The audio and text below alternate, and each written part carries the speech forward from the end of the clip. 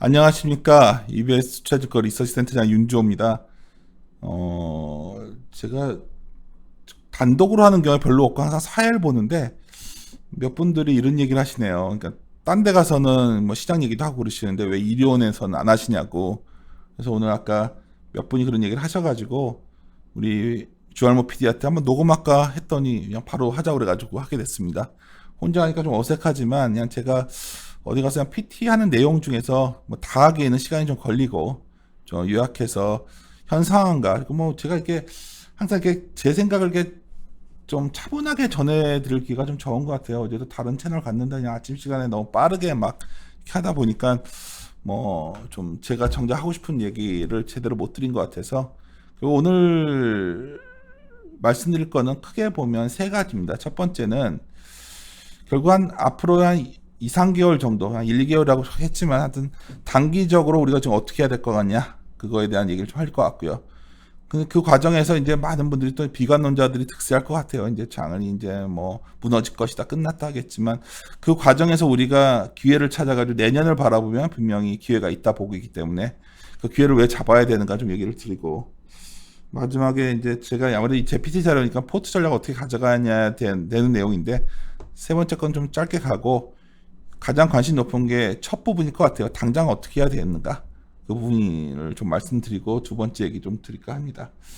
그래서 이제 화면에 보일 텐데 제가 이전 것도 참 예뻤는데 오늘 것도 우리 편집팀에서 예쁘게 만들어줬죠. 세미나 자료는. 그래서 뜨거운 여름하니까 날씨를 생각하시는데 그냥 시장이 뜨겁다는 얘기를 드린 거예요. 제가 그래서 뜨거운 여름이라는 주제를 갖고 한 6월 한 하순서부터 계속 다녔던 것 같아요. 그래서 계속 말씀드렸던 거는 여름에 이번 기간이 2분기 대비 3분기가 굉장히 우리가 기대치가 높아지는 시기이기 때문에 여름 장세가 상당히 좋고 3분기가 4분기가 별로 것이다 말씀을 드렸는데 뭐든지 좀 빨라지네요. 이게 왜 빨라졌냐 보면 이제 뒤에 말씀드리겠지만 이게 기대값이 저번 주 그러니까 오늘 녹음이 목요일이니까 저번 주 목요일 이후에 이게 방향성이 좀 제가 생각해도 별로였고 또 주말에 코로나라는 이슈는 누가 뭐래도 코로나에 대한 방역 체계가 강화되면 그만큼 경제 손실이 커지는 겁니다. 둘은 트레이드 오프 관계에 있어요. 그래서 그렇게 됐을 때 기회와 미국의 기대값이 좀 부진할 수밖에 없는 상황.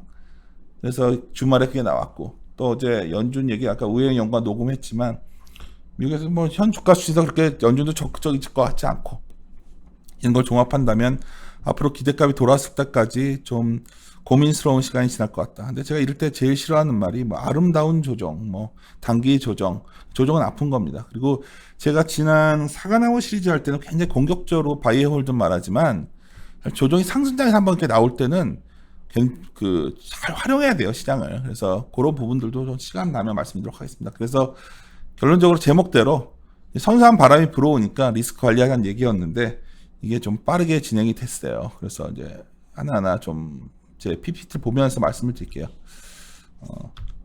화면이 예.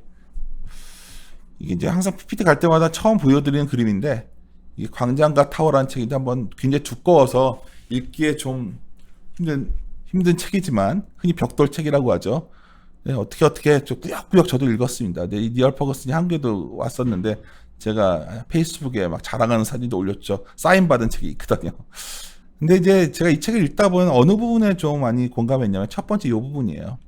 차이 아메리카라고 하잖아요. 차이나와 아메리카. 근데 이제 우리가 2000년대에 보면 이 중국과 미국은 소비하고 중국은 생산하고 둘이 어떻게 보면 다른 쪽에서 역할을 했었는데 금융위기 이후에 뭐가 변한 거냐면 두 나라가 수렴됐고 지금은 거의 그림자처럼 같아지고 있어요. 부동산 거품이 생기고 과도한 차이 거기다가 뭐 유니콘도 비슷하고 그래서 이게 결혼한 부부처럼 된 거죠. 그러니까 미중 관계라는 걸 막 어떻게 뭐 역사학자인 니얼 퍼거슨의 입장에서 본다면 이건 어쩌면 이제는 뭐 뗄 수 없는 관계가 된 거죠. 그래서 닮았기 때문에 싸우기도 하겠지만 뭐 파국까지는 가지 않는다 보고 있고요. 근데 이게 상황이 이렇게 많이 바뀌었음에도 불구하고 이 책에서 이 부분이 전 상당히 좀 많이 와닿았었는데 시장에서는 맨날 이제 과거 얘기를 하는 거죠. 케인즈 얘기하고 포퓰리즘 얘기하고 파시즘 얘기하고 양차 대전 사이의 역사밖에는 없는 뭐 대공황 얘기하고. 역사에서 우리가 배워야 되지만 마크 트웨인 얘기처럼 역사는 반복되진 않거든요. 라임은 좀 비슷하지만. 그래서 저는 이런 부분에서 제가 이걸 굳이 처음에 항상 보여드리는 거는 제가 이 책 읽고 나서 시장을 바라보는 어떤 중국과 미국의 관계 이런 거 아이디어를 좀 얻었었고 또 네트워크라는 경제에 대해서 한번 읽어보셨으면 꼭 세미나 가면 권하는 책입니다. 근데 여기서부터 이제 제 생각을 말씀드릴게요.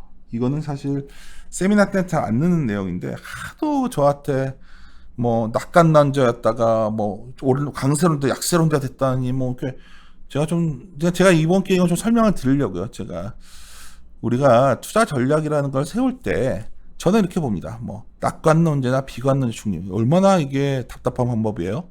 선택지가 없잖아요. 제가 반부합의 변화를 가끔 얘기하는데 이 낙관 비관 중립의 틀로 묶으면 앞으로 수많은 경로를 다 놓치게 돼요. 그래서 어쩐 메인 시나리오를 항상 두죠. 뭐 예를 들어서 이번에 메인 시나리오는 뭐였냐면 2분기 대비 3분기가 굉장히 이익이 좋아질 것이고 코로나도 좀 잠잠해질 것이고 뭐 여러 가지가 있었겠죠. 뭐 여기다 다 공개할 수는 없습니다. 여러 가지 데이터 제가 이제 뭐 전 해드니까 여러 가지 지시해 놓은 것들 데이터 보면서 메인 시나리오를 유지하고 있는데 리스크 시나리오를 항상 좀 같이 둬요. 리스크 시나리오가 뭐였냐면 이번에 코로나 재확산과 이익 추정치의 상향이 유지될 거냐 이 두 가지 두고 있었는데 그래서 메인 시나리오에 비해서 리스크 시나리오가 커지면은 메인 시나리오 훼손된 거니까 저는 그때 전략을 수정합니다. 너무나 자연스러운 거예요. 이게 무슨 철학 얘기하고 자꾸 뭐 무슨 이게 무슨 뭐 돈 벌려고 하는 건데 여기서 옳으니 그르니 어떤 뭐 그런 논쟁할 이유는 없다 봐요. 그래서 의사결정이라는 건 투자를 늘릴 거냐 유지할 거냐 전략을 바꿀 거냐 이거의 세 가지로 지향돼야 된다 보고 있고요. 그런 측면에서 본다면 저는 지난 목요일서부터 아마 제가 끊임없이 반복적으로 뭐 저는 페북의 소통을 좋아하니까 뭐 반복했던 게 이런 소위 리스크 시나리오가 확대되는 걸 보면서 메인 시나리오에 보다 압도하는 느낌을 받았어요. 그래서 이것이 다시 메인 시나리오가 강해질 때까지는 좀 조심스럽게 접근하자. 왜냐면 이 경로가 어떻게 갈지 잘 모르잖아요. 그래서 이런 것들을 좀 봐야 됩니다. 이걸 더 직관적으로 많이 말씀드리는 게 메인 시나리오가 이게 만약 이번에 2,500 이상 갔다가 뭐 이랬었다면 바로 뭐 2,600, 700도 갈 수 있었겠죠. 이거는 기본적으로 뭐였냐면 이게 기대값이 계속 주식은 결국은 여러 가지 얘기를 하지만 어떤 분이 그러더라고요 저한테 뭐 코로나 이슈가 여러 가지 많이 표본이 많아져서 나온 환자 수다. 근데 그건 중요한 게 아니라 그냥 늘어났다는 게 중요해요. 매일매일 아침마다 확진자를 보면 결정하겠다. 그게 중요한 게 아니라 이미 방역 조치가 강화됐기 때문에 이거로 인한 손실이 커졌다는 게 중요한 거예요. 기대값의 변화가 생겼다는 것 자체. 이건 분명히 다음 주에 한국은행 정제 전망에서도 약간 변화를 나올 것이고 그래서 1보다는 2가 메인이 되는 거죠 지금은. 아 그래 2458이 8월 13일 고점이 정점 아니었을까 단기적으로는. 그러면 내년은 좋게 보니까 뭐 한두 달 2, 3개월 헤매겠구나. 그러면 뭐 이거 2217이 바닥입니까? 제가 어떻게 합니까 그거를. 제가 어떻게 합니까 말하는 것 같고도 뭐 자꾸 뭐라고 하신 분이 있는데 알 수 없는 건 알 수 없다 얘기하는 게 너무 당연한 거예요. 근데 2217은 제가 뜨거운 여름의 출발점으로 봤던 거예요. 6월달 8일에 고점이었거든요. 이걸 넘었으면서 2450까지 갔던 거죠 순식간에. 그래서 뭐 요 정도를 상관하지만 순간에 더 내려올 수도 있고 근데 대략 이 저번에 출발점 수준에서는 좀 바닥이 나와야 되지 않을까. 그리고 더 중요한 건 빨리 안 끈다는 건 단기 조정일 거다. 아름다운 조정 이런 건 적절하지 않습니다. 기간 조정은 꽤 지속될 거예요. 요번에 맞았던 상처를 회복하려면 시간이 불가피해 보이거든요. 그러다가 리스크 시나리오가 정말 악화돼 가지고 뭐 유럽도 봉쇄되고 뭐 미국도 재차 뭐 그런 거 가능성이 매우 낮다 보고 있지만 뭐 그렇게 본다면 장은 끝난 거겠죠. 이 가능성 굉장히 희박하다 보고 있고요. 저는 2번 시나리오를 되게 높게 봅니다. 그래서 내년 시장 좋게 보고 있고요. 제가 요즘 드리는 말씀이 저는 장기적으로는 낙관론자이지만 단기적으로는 현실주의자가 돼야 된다 말을 자주 드리고 있는데 뭐 그런 식입니다. 그래서 조급해 하시지 말고 그럼 이때는 어떻게 해야 되냐? 장이 출렁으면 그래서 계속 제가 현금 비중을 어디서 확보해 놔야 된다는 얘기를 드렸던 건데 확보해둔 현금을 갖고서 그 컴퍼니 좋은 기업이 좋은 가격 일정을 프라이스에 올 때 그거를 포트폴리오 재편하는 거죠.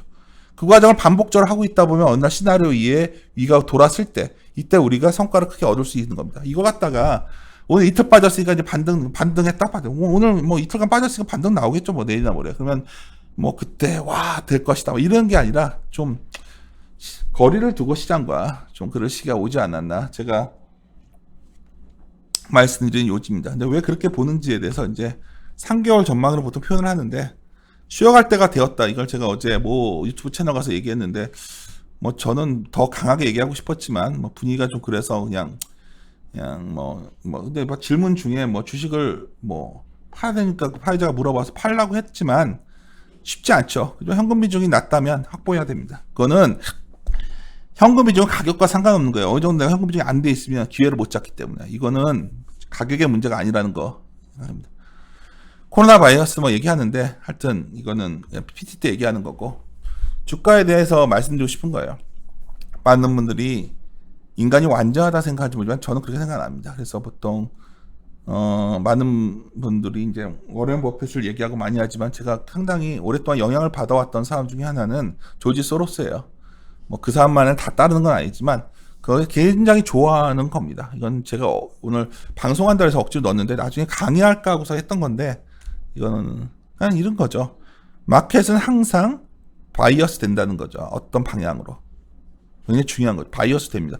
그럼 바이어스 편견이 생길 때 많은 사람들이 초기 편견에 들어가야 되는데, 편견이 굉장히 성숙했을 때 그때 다들 막 자기가 한 것도 얘기처럼 하죠. 그땐 나와야 되는 거예요. 그리고 마켓은 이게 굉장히 중요한 건데, 행동주의 학파 소로스 생각이 약간 다른 게, 여기는 마켓이 펀드멘탈에 영향을 준다고 보는 거죠. 그래서 마켓은 그들이 어떤 갈망하는 어떤 이벤트에 영향을 준다는 거예요. 그래서 결국 펀드에도 영향을 줄 수 있다는 얘기인데, 이게 함수로 보면 이런 표현이겠죠. 그래서 재기성 이론의 관점에서 보면 주가 내재 가치는 독립병수와 종속병수 관계가 아니라 상호 종속병수의 관계라는 건, 뭐 어려운 말 같이 서로 영향을 주고 받는다는 거예요. 그래서 보통 인간이 편견이 생기면 왜곡되고 우수한 편견이 생기는데, 이거를 잘 이용해야 되고요. 이래서 보면 머스트가 나오는 거죠. 뭐 이게 지금 더 진행될 거로 보지만, 그러기 때문에 주가가 편견이 생겼을 때가 오히려 이게 완전히 주가 폭락했을 때는 바이홀드만 가져가면 낫지만, 우세한 편견이 과정 중에 있을 때는 상당히 현금 비중을 왔다 갔다 하면서 상당히 잘 활용할 수가 있다는 거. 이건 나중에 뭐 일원에서 교육 같은 걸 좀 강화하자고 하니까, 그때 되면 뭐 많은 분들이 원하신다면 이렇게 뭐 고민을 해보도록 하겠습니다. 이런 제가 생각을 갖고 적게. 그래서 두 가지, 아까 시나리오는 메인 시나리오와 리스크 시나리오를 비교해보는 스타일을 가져가는 걸 원하고, 우세한 편견, 바이어스라는 걸 저는 굉장히 중시하는 사람이다 말씀드리겠습니다. 이거 말씀을 왜 드렸냐? 뭐 저는 누가 가끔 물어봐요. 차트 보죠. 왜 안 봅니까? 근데 제가 보는 건 정해져 있는데, 그 중에 하나가 소위 VHF라는 건데, 이건 뭐냐, 추세 강도를 보이는데, 그냥 추세가 뭐 이를 바닥일 때도 추세 강도가 센 거죠. 상승 추세나 하락 추세든지 뭐가 추세 강도가 많이 심화될 때, 이건 결국 바이어스가 굉장히 강력하게 진행됐을 때를 의미하는 건데, 이번에 거의 1340까지 내가 봤었거든요. 그게 저번 주 목요일이었어요. 그러니까 저번 주 목요일 날 VHF 기준으로 보면은 상당히 뭐 언제 이제 주가가 한번 두드려 맞아도 상관없는 추세 강도가 심화됐던, 뭐 요때도 또 한번 두드려 맞아 다시 올라갔지만 뭐 더 올라간 경우도 뭐 항상 기적처럼 홀리그레이는 없는 거거든요. 근데 이제 조심을 하는 워닝 시즌은 확실히 강도로는 나왔었고요. 문제는 이것만 보면 안 되고요. 결국 이거예요. 결국 기업 주가는 이익의 함수인데, 이거의 방향성에 대한 퀘스천이 저번 주에 생겼다. 이거를 내가 다른 이전 거 좀 들어보시면, 이번 주 거나 저번 계속 이 얘기를 하는데 사람들이 되게 쉽게 생각하더라고요. 제가 6월 달에 뜨거운 여름 할 때도 제가 강조했던 게 이거였거든요. 그땐 돌아설 때였고, 요 차이를 좀 리비전 레이쇼 여러 가지를 같이 보지만, 정작 그 방향성은 실적 시즌 끝나고 나서가 매우 중요한데 저번 주였어요. 그랬는데 이제 이거는 했던 내용이지만, 다음 주 27일이 되면 아마 한국은행이 코로나가 확산됐기 때문에 그 기본 시나리오가 마이너스 0.2였는데 아마 이걸 바꾸지 않을까요? 특히 뭐 더블 히트까지는 아니지만, 더블 히트는 코로나 충격이 2번 더블 온다는 얘기고, 싱글 히트 OECD에서 했던 얘기인데, 더블 히트가 오면 2.5 얘기했었단 말이에요. 마이너스 IMF가 2점을 얘기했었고, 뭐 이 정도까지는 아니지만 좀 이 전망이 수정되겠죠. 뭐 마이너스 1이 가던지 뭐니. 많은 분들이 이 얘기를 해요. 이게 왜 중요하냐? 저때 항상 이 말씀이죠. 저는 백미러를 뒤로 보고 운전하지 않는다는 표현을 제가 수없이 드리는데, 운전을 뒤로 보고 하면 안 되는 거고요. 앞을 보고 운전한다는 건 앞에 기대값을 우리가 거래하는 거예요. 기대값에 관련된 변수들은 이렇게 체크해야 됩니다. 다시 한번 말하지만, 코로나가 뭐 우려가 생겨서 뭐 이게 왜 이게 우려가 확대된지 이유는 궁금하잖아. 저는 그냥 이게 커져서 예를 들어서 정부의 강한 조치가 나오는 게 커지면 그만큼 경제적 손실은 커지는 거라니까요. 경제적 손실이 커진다는 거면 당장 기업들 실적에 영향을 준다는 의미이기 때문에 경제 지표가 고쳐지고 기업 실적들도 변하겠죠. 이게 굉장히 중요한 포인트가 된다는 겁니다. 이거는 뭐 가능성인데 정말 안 좋은 건 이런 거죠. 뭐 여기는 국내적 문제인데 혹시나 유럽에서도 문제가 되면 이건 더 안 좋은 거겠죠. 최근에 보면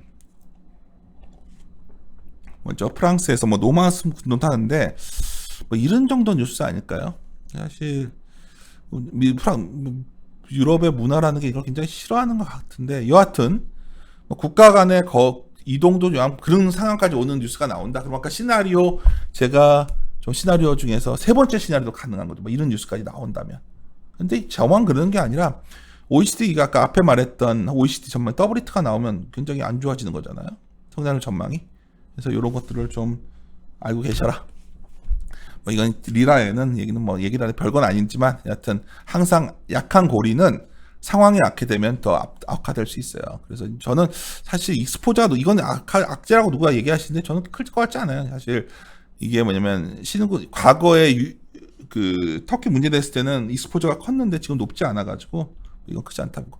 미국 대선도 일정들 보시면 되는데 여하튼 언어멀리 영상 계속 말씀드리지만은 미국이 선거 있던 애 보면은 뭐 누가 되든지 상관없이 9월이 안 좋았거든요. 9월이 9, 10월이 이머징 특히 우리나라는 특히 이때 더 안 좋았더라고요. 그래서 왜 그럴까? 한국은 좀 미국에 기분 나쁘지만 많은 면에서 종속돼 있잖아요. 그래서 이제 현실이니까 저는 현실주의자이기 때문에 그래서 이런 불확실성 요인들이 해소돼야 주식은 보통 그래서 11월, 12월이 매우 좋았었거든요. 그래서 저는 농담처럼 그래요. 어떤 분이 형 저기 뭐 센터님 어떻게 해야 돼요? 그러면 그냥 9, 10월 중에 주가 한번 헤매고 있다가 뭐 혹시 압니까? 뭐 기회를 줄지 그때 잘 사놓으면 돼. 원래 뜨거운 여름이 그거의 모티브였는데 이게 앞당겨졌기 때문에 9월이 아마 좀 그렇지 않을까. 9월에 좀 여러 가지가 안 좋은 게 반영되고 어제 연준도 얘기를 들어보면 9월이 아마 좀 여러 가지 상황이 안 좋아졌을 때 여러 가지 말도 나올 수 있어서 9, 10월에 잘 아이디어를 찾으시면 또 10월, 11월, 12월에 우리가 기쁜 걸 가지시죠. 여기서 이제 보통 이런 말씀 드리면 내가 요즘 일반 투자분들 좀 이렇게 가끔 연락도 그래서 하다 보면 깜짝 놀라는 제가 느낀 것 중에 하나가 어차피 나중에 좋은데 지금 괜찮으면 뭐 버티면 됩니다. 이제 장기 투자를 제가 사과나무 때 얘기를 했었지만 바닥에서 올라올 때는 무조건 바이오홀드가 신성 불가침이지만 아니 주가가 이렇게 올라와 있는데 여기서도 마치 이렇게 신선 불가침처럼 주식을 샀으면 뭐 주식을 팔아야 될 뭐 손해 보기 전에 팔 수가 없고 뭐 어쩌고 참 지나고 나서 결과론적인 해석이라고 저는 생각합니다. 주가는 여기서부터 현금 갖고 기대 조절하시면서 하는 구간에 들어간 지 꽤 됐어요. 감안하셔야 된다. 사과나무 때랑 다르다. 또 사과나무 같은 시기 가면 그때는 그냥 매크로 보지 말고 5, 6개월만 버티면 수익이 나는 거죠. 뭐 그거는 그때 다른 거니까 그 부분을 가했으면 좋겠습니다. 뭐 정책별 스탠스는 뭐 하면 되고 아까 이제 EPS 말씀드렸는데 지금부터 제일 중요한 게 이거예요. 우리는 주가는 결국 EPS의 방향인데 최소한 포워드 EPS가 유지되어야 올라오는데 이게 지금 꼬였단 말이에요. 지금 그러니까 지난 뜨거운 여름 말할 때는 이게 이제 확실히 좀 2분기 실적도 잘 나왔어요. 근데 2분기 실적 이번에 안 느끼셨습니까? 좋은 기업 실적이 잘 나왔는데 주가가 빠지는 흐름이 반복됐었어요. 뭐 실적을 좀 중시하시는 분들은 느꼈겠지만 굉장히 안 좋은 신호가 나왔었거든. 몇몇 종목에서. 그래서 그런 걸 감안하신다면 제가 이제 저번 주에 목요일 날 휴가 중인데 아침에 이거 보고서 제가 좀 아쉬웠던 게 제가 그냥 휴가가 아니었으면 염동찬 연구원이니까 이거 갖고 얘기를 했을 텐데 금요일 날 항상 뭐 금요일이면 제가 이거 업데이트한 뒤에 매주 얘기했던 데이터입니다. 뭐 저 이리온 해오신 분들은 다 기억나실 거예요. 근데 이게 계속 내려오고 있었고 이게 왜냐면 이건 122조가 작년에는 영업이익은 122조였지만 그 순이익은 작년 4분기에 일회성이 너무 들어가지고 굉장히 낮죠. 근데 이게 확 꺾여 오히려 회복되는 줄 알았는데 다시 꺾여 내려가고 있었고 제 생각에는 이게 왜 그러나 봤더니 뭐 예를 들어서 뭐 요새 SK 하이닉스 같은 거 안 좋은 이유들 다 아시잖아요. 지금 IT에서도 좀 그런 게 나오고 있고 뭐 이런 소외주들은 더 깨졌고 좋은 기업들 좀 나왔지만 위한 문제는 좋아진 것들도 3분기를 놓고 보면은 좀 올라온 주가에 비해서는 그저 그런 상황? 그래서 제 말은 단기적으로 하나만 뽑는다면 이게 돌아서야 되는데 못 돌 것 같아요. 좀 시간이 필요하고 아까 코로나 이슈 같은 것도 결국 이런 추정치를 더 좀 약화시키는 요인이기 때문에 섣불리 손이 나갈 타임은 아니다. 물론 막 이틀 급락했으니까 또 올라오겠죠. 뭐 2, 30포인트 올라오면 거기서 쫓아가는 게 아니라 좀 더 트레이딩 뭐 하시면서 아니면 좋은 기업이 근데 그럼에도 불구하고 이거 시장 전체적인 거고 기업 지표의 3분기가 좋아 보이는 것들. 오늘 정우신 연구원이라는 녹음을 한 게 있는데 뭐 철저하게 그런 식으로 녹음했어요. 한번 잘 들어보세요. 저희가 무슨 얘기를 하려고 하는 건지. 그러니까 무조건 뭐 리노공업이랑 왜 다나와랑 놓고 봤을 때 다나와를 선택하는 건지 이 구간에서 이런 거를 여러분들이 저희와 함께 고민해 오신 분이라면 이해하실 수 있을 거고 뭐 여전히 요즘 저 드는 생각이 그냥 이리온에 좀 더 집중해야겠구나. 타 채널을 나가면 이게 전해지질 않으니까 이게 참 만만치 않구나 생각이 들어서 제가 오늘 직접 다 녹음을 하는 건데 그거를 구별하실 수 있으면 요번이 또 엄청 좋은 기회죠. 아마도 한 달 정도 이렇게 헤매고 있으면 온갖 비관적인 얘기가 나올 겁니다. 연준 얘기하고 또 매크로 얘기하고 막 장은 끝났다 얘기하겠죠. 근데 그 한 달 동안 여러분들이 또 기회를 살리고 저희와 함께 고민하시면 또 11월, 12월 내년 초에는 야 기분 좋다 이러실 때가 옵니다. 근데 그렇다고 해서 8월부터 당장 이제 조정받기 시작했는데 여기서 뭐 당장 하루 이틀에 시장과 거리도 두지 않고 현금도 비중 확대하지 않고 나는 버틸 거야. 그러면 굉장히 힘든 구간이 되지 않을까 봅니다.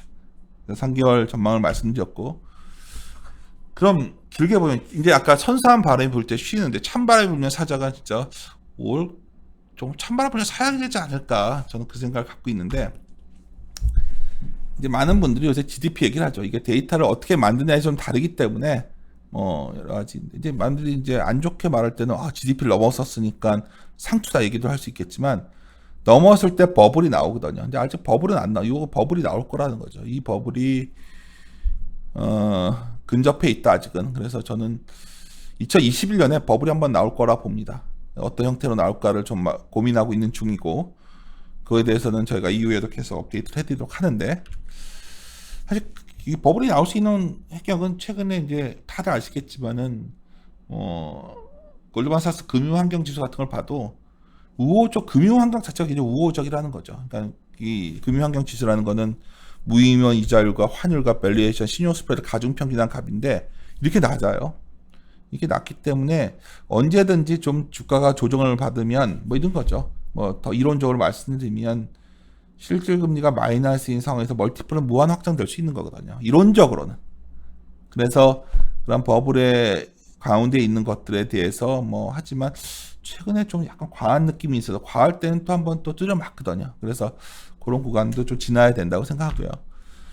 그래서 지금 내년을 간다면 이제 L자형 얘기들이 많이 나올 거예요. L자형 전망이다. 근데 저는 기본적으로 내년에 이제 뭐 U자나 나이키나 뭐 이런 소위 추세라는 게 다양한 경제를 얘기하자. V는 아닌 것 같고, V는 이거는 물 건너간 것 같고, 내년을 바라본 U자, 뭐 요 정도 경로 얘기가 좀 방향성 베팅이 가능한 그런 구간이 2021년에 가능하다. 그래서 뭐 L자형보다 가능성은 얘기 나올 때가 오히려 주가를 할 수 있는 기회고 뭐 V자는 좀 과했고 가운데 중에 수렴되지 않을까 봅니다.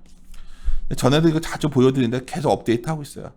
왜 L자는 아니라 보면 사람들이 움직이고 있으니까. 그러니까 움직인다는 게 가장 중요한 지금 방향성의 베팅인데 코로나라는 게 자꾸 또 나오면 이 움직이는 게 약간 점치. 우리도 지금 움직임이 줄잖아요. 자꾸 주변을 봐도 안 좋은 거예요. 많은 분들이 내가 이 얘기를 들으면 뭐 코로나가 이제는 스웨덴처럼 돼서 다 안정화될 때 왜 그러냐 하는데 그렇지 않다는 거죠. 그러니까 움직임이 있겠지만 이 사람들이 그렇게 언제나 아까 제가 우세한 편견 말씀드렸지만 인간이 그렇게 합리적이진 않기 때문에 이러한 좀 변화들을 좀 기다려야 된다. 그래서 뭐 애플 모빌리티 인덱스 많이들 보시는 거잖아요. 그리고 이 세일즈 같은 건 내려올 것 같은데 하여튼 이런 것들을 좀 계속 업데이트 제가 하고 있습니다. 그러니까 업데이트를 계속 하니까 이리온 계속 같이 고민하시면 계속 업데이트 같이 하실 수 있습니다. 그리고 아까 말씀드렸지만 만화인 지수도 간등했었고 그런데 더 중요한 건 이거예요. 그러니까 일드갭, 채권과 주식, 패드 모델이라고 하죠. 그냥 보면 단순 비교라는 단점이 있지만 여하튼 돈이 풀려 있는데 뭔가를 사야 할 때 주식시장이 매력적인 건 사실이거든요. 그래서 지금도 뭐 장이 빠지던 말던 열심히 주식을 사는 자금이 들어오고 있지만 이건 너무나 자연스러운 결과인데, 제가 이게 또 하나 말씀드리고 싶은 거는 주식을 팔아서 빠지는 게 아니고요. 파는, 많은 분이 그래요. 뭐 기관 놈들이 팔아서 빠졌다는데, 제가 오늘 참 그런 말은 적절치 않은 게, 파는 사람과 사는 사람은 같은 거예요. 200만 주가 거래되면 200만 주 중에 뭐 180만 주를 사고 20만 주를 파는 게 아니라 200만 주 팔고 200만 주 산 거죠. 근데 파는 사람이 아래로 파는 거죠. 아래로 팔아도 급하게 파는 거고, 사는 사람이 위로 살 때 올라가는 거예요. 그러니까 많은 분들이 이게 결국은 가격을 비싸게 사냐 싸게 사냐의 문제지, 많이 팔고 적게 팔고의 문제는 아니에요. 근본적으로 이게 약간 뭐 뭔 소리인지 하시겠지만, 결국 그러한 아무리 돈이 힘이 있더라도 펀드멘탈 방향성이 아주 흔들리면 아래로 팔기 때문에 사봤자 힘이 약한 겁니다. 그래서 그 샀다가 물리고 샀다 물리고 이런 과정에 동참하지 않으시길 바라고요. 그래서 이제 뭐 여러 가지 생각이 어려운 얘기인데, 내년도 그렇게 좋게 보냐 이 그림인데, 기본적으로 결국 미국이지만 미국이 참 재밌지 않아요? 그 테크 및 소프트웨어 투자가 51.9%예요. 그러면 우리가 투자라는 게 뭔가, 우리가 이제 솔로런 생산하면서 노동과 자본이 있고, 이제 정말 투자라는 게 그런 뭐 인프라나 이런 게 아니라 생산성 향상 쪽으로 연결되는 소위 인프라, 제가 4차 산업인데, 이거의 어떤 기대감, 생산성 기대가 이게 언제였냐면 95년부터 막 신기술 투자돼 가지고 결국 이게 나중에 꽃피웠던 시기가 있었고, 그래서 저는 생산성이 올라오는 그림, 그게 경기 아닐까요? 그게 이제 언제일까? 내년에 그 기대가 좀 생기지 않을까? 그래서 내년까지 바라본다면 우리나라에서 이런 관련된 것들이 뭐가 있을까? 뭐 저는 대표 기업들도 상당히 관련된 기업들이 많이 있다 보는데, 이거는 앞으로 오늘 뭐 종목 얘기하려는 자리 아니니까 더 소개해드리도록 하고, 이게 굉장히 중요한 포인트라는 거, 결국은 말씀드리겠습니다. 이게 안 넘어가네요. 그래서 이제 뭐 길어져가지고 지겨워들 하실 것 같으니까 빨리빨리 정리해서, 중국 얘기를 참 아시아니신데, 이건 중국은 홍수 났으니까 물난리 나니까 인프라 투자하는데, 여기가 중국 오른다고 우리가 오를 거라는 건 적절치 않죠. 인프라 투자한다고 우리가 가서 엄청나게 뭐 수출할 수 있는 것도 아니잖아요. 그 관련된 산업에 들어가는 것도 아니고. 그래서 이것도 적절치도 않고. 그래서 제가 기본적으로 스타일은 계속 이런 생산성 부분을 감안하면, 이건 추후에 한번 저희 신주호 팀장이랑 한번 얘기를 할게요. 그 방송을 따로. 아까 단기적인 거 얘기 많이. 그래서 스타일은 계속 균형을 가야 된다고 보고 있고요. 그래서 바벨 전략을 제가 계속 말씀드리는 거예요. 뭐 오르나 내리나 균형 감각을 계속 가져가야 되는 시기인 것 같고, 뭐 언택트다 뭐 이런, 그렇게 가기에는 시장은 많이 진행되어 있는 상황입니다. 그랬을 때 이제 여기서 고민이죠. 8월 14일 기준 애플 시총이 2조 달러 이제 넘어갔다 오더라고요. 근데 이제 둘 중에는 애플이 무너지든지 아니면 코스피가 차이를 줄이든지, 어떤 분은 애플이 무너질 거라 생각하는 사람들은 장을 좀 안 좋게 보시는 분들일 것 같고, 저 같은 경우에는 이제 애플을 유사하게 우리가 뭐 소위 그런 제조업체만 되는 게 아니라 애플의 생태계처럼 만들려고 하는 작업들, 뭐 여러 가지 우리나라 기업들도 그런 변화를 현대차 그룹이나 삼성전자가 해준다면 이런 시총을 좀 줄이지 않을까. 뭐 SKT 그룹도 가능할 것 같고, 뭐 그렇게 돼야 뭐 지수가 뭐 팡 올라갈 수 있지, 중소형주 갖고 되겠까요? 그래서 이제 그런 시장을 좀 많이 생각하고 있습니다. 근데 이제 결국 이런 시총 변화들이 그래서 진행돼 왔고, 근데 이게 다 참, 제가 저번 주에 또 하나 이렇게 되려면, 그래서 그렇게 수출주가 많이 있는데, 수출주들 돌아가야겠는데, 평일에 그거 아시니까 10일까지 수출 딱 나온 거 보면 10월 수출 기준 11일 기준 다시 악화되고 있었거든요, 이게. 그러니까 제가 봤을 때는 하여튼 뭐 특히 반도체랑 이쪽이 상당히 안 좋게 나왔고요. 반도체, 하이닉스 같은 게 그래서 안 좋았던 것 같고, 뭐 이런 쪽들이 계속 흔들리고 있어서 제가 보기에는 여하튼 다 내려오잖아요. 이렇게 내려오고 있고, 자동차는 안 좋은 게 개선되고 있는 정도 가선데, 이런 거 감안하면 이게 바로 실적 아니에요, 매출? 그러면 산목의 숫자가 7, 8, 9인데 제 생각에는 10월 달에 실적 그때 열어보면 우리가 지금 기대했던 값이 나올까요? 이거 너무나 단순한, 저는 굉장히 상식적인 얘기를 하는데 저번 주부터 이 얘기를 했지만, 그래서 좀 약간 찝찝하다 그러다가 이제 주말까지 섞이고 이렇게 된 건데, 이건 변한 게 없어요. 주식이 아무리 어떤 주변에 어떤 이벤트가 생겨도 펀더멘탈의 방향이 좋고, 펀더멘탈의 방향 다른 말하면 기업 실적의 방향인데 괜찮으면 안 흔들려요. 근데 이게 좀 흔들리고 있는 상황에서 나오니까 빠방 두드려 맞은 거고, 또 반등 나와도 또 이 부분이 해소 안 되면 그런 상황이어서 저는 이게 좀 개선되는 것들, 그래서 매달 처음 수출 나오면 잘 뒤져보셨으면 좋겠다는 생각이고요.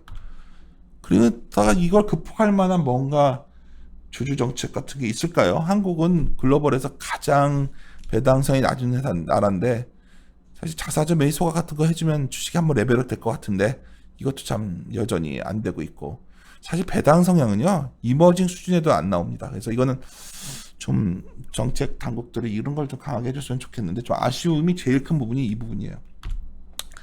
그래서 이럴 수가 있습니다. 내년에 이 부분은 뭐냐면, 내년 반도체가 4분기 이후나 좀 늦춰지는 것 같아서, 내년에 근데 또 이연되는 거니까 좋아질 것 같단 말이에요, 이쪽이. 그러면 좋아진다면 투자면 아까 미국 쪽 말했지만은 그 IT 쪽 테크 투자가 강화되니까, 그러면 이번 빠졌을 때 의외로 반도체 삼성전자 같은 게 덜 빠지는 상황이 오는데, 이게 과거에 되면 삼성전자가 덜 빠지고 지수가 버텨주면 사실 더 힘들거든요, 중소형주는.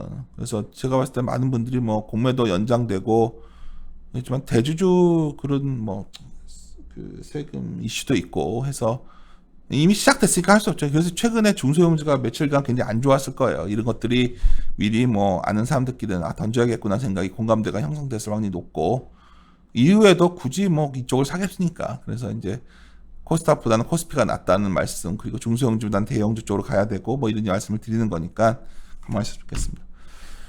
그래서 계속 바벨인데, 뭐 자동차도 올라갔다 봐도 자동차 뭐 밀리면 좀 귀에 오는 거고, 여기서도 잘 찾아봐야겠죠. 이게 이런 섹터들은 뭐 진짜 증권주도 미래세 대우가 제일 좋잖아요. 예를 들어 소재에서도 뭐 좀 골라야 되고 좋은 걸 골라내야 되고, 이쪽에서도 마찬가지입니다. 그래서 최선호주를 잘 찾아서 가는 시장이 지금 필요한 상황이기 때문에 그런 식으로 준비하시고, 그런 종목 같은 거는 이제 포트폴리오가 말씀드렸고, 이제 저희가 이제 오늘부터 애널리스트한테 계속 제가 욕을 하고 있어요. 그러니까 저는 항상 이 생각 변화는 없습니다. 그러니까 제가 전에 한번 계속 강조드렸지만, 사과나무 때부터 방송 드렸던 거지만, 좋은 기업은, 좋은 주식이라는 거는 좋은 기업은 뭐냐면 매출이 늘면 첫 번째 거죠.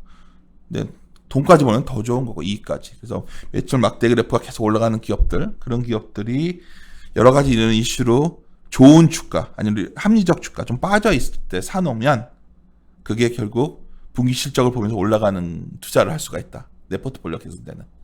이게 가장 포인트입니다. 그러면 오늘 물론 단기적으로 뭐 현금 비중을 확대하신 분들은 이제 나에게 또 기회가 왔구나 신이 나는 거고, 아무리 제가 위험 신호를 보내도 여전히 나는 그렇게 안 되시면, 사실 직접 투자해서 어려운 거예요. 그게 잘 안 되시는 분은 사실 그 직접 투자하는 게 앞으로도 만만치 않을 겁니다. 왜냐면 이거는 어떻게 보면 애티튜드의 문제니까. 그래서 제가 이제 마지막에 오늘은 이걸 넣은 건데, 책 하나 소개해드린 거예요. 이게 로스라는 책인데, 투자에 실패하는 사람들의 심리인데, 많은 분들이 마치 이런 거예요. 제가 이제 제 스타일이 말이 직설적이라고 저갖고 자꾸 그러는데, 제가 제 클라이언트한테 더 직설적으로 얘기합니다. 하도 여기서는 뭐 댓글 같은 거 달려서 제가 그렇게 얘기 안 하는 거고. 근데 이제 이유보다는 현상이 중요한 거예요. 근데 많은 사람들이 이걸 뭐 꿈꾸죠. 이유를 알고 싶은 거예요. 그래서 막 온갖 어려운 얘기, 거대 담론, 무슨 온갖 뭐 음모설 이런 것만 듣고서 그랬을 거야. 뭔 상관이 있죠? 그러니까 제일 중요한 거는 지금 현실로 지금 내가 뭘 액션해야 돼. 액션 플랜인 거예요. 액션 플랜. 예를 들어서 그런 과정들을 가는 과정은 내가 무슨 데이터, 그러니까 메인 시나리오의 데이터는 뭘 보고 있고 리스크 시나리오는 뭘 보고 있는데, 이거의 강도를 서로 비교해 봐야지. 그냥 나는 시장을 긍정적으로 한번 정하면 그냥 나는 종교 신앙처럼 그냥 이렇게 해가지고는 답이 없다. 그래서 혹시 요번 좀 주가 등락 과정에 손실이 커진 분은 요 책 한번 꼭 읽어보십시오. 저는 상당히 많은 분들이 알고 계셔야 될 상식이 아닐까 생각합니다. 제가 또 말하다 보니까 좀 순화해서 표현을 했지만 약간 그 마음이 좀 달래줘야 된다 표현을 쓰시더라고. 누가 저한테 얼마 전에 어떤 친구랑 이제 제가 왜 이리오는 구독자가 안 늘까 얘기하면서 하더라고요. 구독자가 늘려면 뭐 좋을 때는 좋다고 말하면서 좀 이렇게 좋을 때는 사람들이 주식 많이 못 살 때는 좀 안 좋은 얘기 해주면서 달래주고, 주식을 많이 갖고 있을 때는 좀 좋은 얘기 해주면서 빠져도 달래줘야 된다는데, 제가 뭐 그거는 무슨 도움이 되죠? 저희 이리오는 그냥 현실에 좀 아픈 조언은 기분이 이렇게 좋지는 않으실 거예요. 근데 앞으로도 저희들은 계속 이렇게 갈 것이고, 이러한 거에 동참하시는 분들에 한해서 이리온과 함께 고민해 주신다면, 많은 분들이 뭐 제가 얼마까지 이걸 할 수 있을지 모르겠어요. 저는 회사원이기 때문에. 저희들이 갖고 있는 어떤 소신에 대해서 믿음을 주신 분이라면 이번 소위 증시 조정기도 뭐 좀 있으면 뭐 언제쯤이면 좋아. 그거 제가 지금 어떻게 합니까? 제가 이렇게 표현을 쓰는 거는 알 수 없는 거 갖고 자꾸 질문해봤자 아무 의미 없어요. 지금은 내가 현금 비중이 낮다면 현금 비중을 확보해야 되는 게 최우선이고요. 그렇게 종목별로 보면 또 이미 또 오늘 정우신 연구원과 녹음하다 보니까 이미 또 그 매력적인 합리적 주가에 와 있는 종목들이 또 있거든요. 그런 것들을 사서 조금씩 사가는 거죠. 그게 바로 우리가 할 수 있는 액션 플레이라는 겁니다. 여기서 뭐 이유를 왜 빠졌는지 매일 새벽마다 일어나가지고 미국 증시 보고 있고 뭐 그런다고 해결되는 문제가 아니라는 거죠. 제가 지금 하는 말이 오해를 살 수 있는 표현이지만 아무리 말을 해도 이게 안 바뀌기 때문에 제가 또 말하는 겁니다. 이유를 안다고 해서 당신 시장에 환심을 살 가능성은 전혀 없습니다. 환심을 살 이유도 없는 거고, 학창 시절에 수학 문제를 틀린 이유를 알아내도 아무 도움이 되지 않은 것처럼 우리가 필요한 거는 지금 어떻게 본다면 현실의 상황에 대해서 내 포트폴리오에 대한 인정, 내가 뭘 잘못했는지에 대한 인정, 이것이 최우선 해야 될 시기가 아닌가 봅니다. 그래서 저는 다시 말씀드리지만 장기적으로 낙관론을 유지하고 있고요. 2021년 좋게 보고 있고, 앞으로 향후 3개월간은 상당한 어쩌면 우리가 손실 관리를 잘해야 되는 시기에 들어갔다. 그래서 요 기간 동안에 액션 플랜은 좋은 기업이 좋은 주가에 오는 거를 잘 찾아내서 포트를 재편해주자. 이게 제가 말하고 싶은 요지입니다. 오늘 뭐 제가 이렇게 진행을 했는데 어떻게 도움이 되셨는지 모르겠고, 앞으로도 이런 게 뭐 반응이 나쁘지 않는다면 뭐 주기적으로 한번 제가 세미나 재편할 때마다 이리온에서도 녹음을 하는 것도 한번 고민해 보도록 하겠습니다. 예, 장시간 들어주셔서 감사합니다. 예.